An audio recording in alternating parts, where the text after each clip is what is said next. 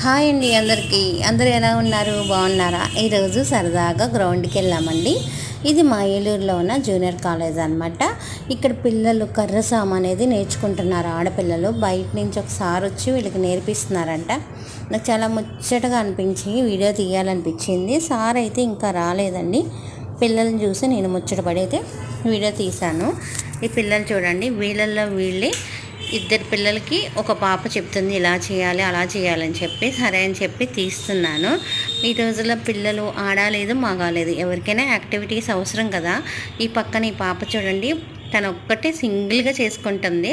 ఆ చేసే విధానం కూడా కర్రసాము చాలా ముచ్చటగా అనిపించింది. మనం కర్రసాము అనేది ప్రత్యేకించి ఎప్పుడో నాకు తెలిసి పూర్వం చేసేవాళ్ళు. ఈ రోజుల్లో ఇలాంటి ఆర్ట్ అనేది చాలా తక్కువైంది కదా. నేను కూడా ఒకసారి తీసి ప్రాక్టీస్ చేశాను, కానీ మనకంత రాదు కాబట్టి రాలేదు. ఈ పిల్లలకి ఇచ్చేసిన తర్వాత ఇగోండి ఈ ముగ్గురు ఇక్కడ చేసుకుంటుంటే పక్కన మాత్రం ఈ పాప సపరేట్గా వస్తుంది చూడండి. అది చేయడం కూడా మన సినిమాల్లో చూసినప్పుడు భూదేవికి కింద ముద్దు పెట్టుకుంటారు కదా, దండం పెట్టుకునేలాగా అలా పెట్టుకుందండి పాప. స్టార్టింగ్ కూడా జూనియర్ కాలేజీ అనగానే సాయంత్రం అందరూ వాకింగ్కి వస్తారు. ఇదిగోండి చూడండి, స్టార్టింగ్ చెప్పాను కదా, భూదేవికి అయితే దండం పెట్టుకుంది.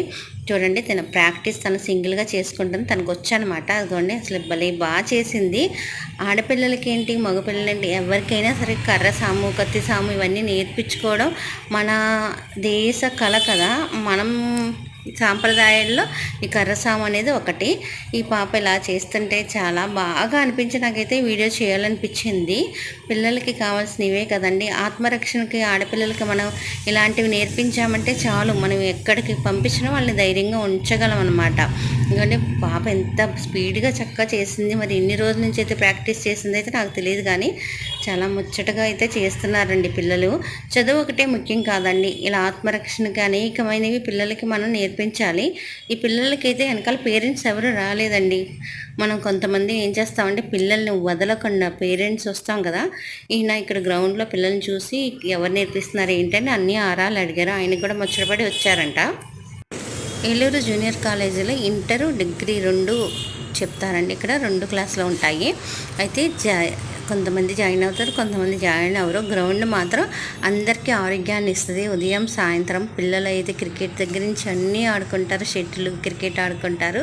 అలాగే మీకు ఎంత చూపిస్తున్నాను చూడండి, ఏలూరు గ్రౌండ్ చాలా పెద్దదనమాట. మాకు కూడా ఎప్పుడైనా ఆహ్లాదకరంగా అలసటగా అనిపించినప్పుడు ఇక్కడ రావాలనిపించి వస్తాము. వచ్చినప్పుడు ఇలాంటి వీడియోలన్నీ తీసి పెడతాను. మీకు ఈ వీడియోలు అనిపించిందో కామెంట్ చేయండి.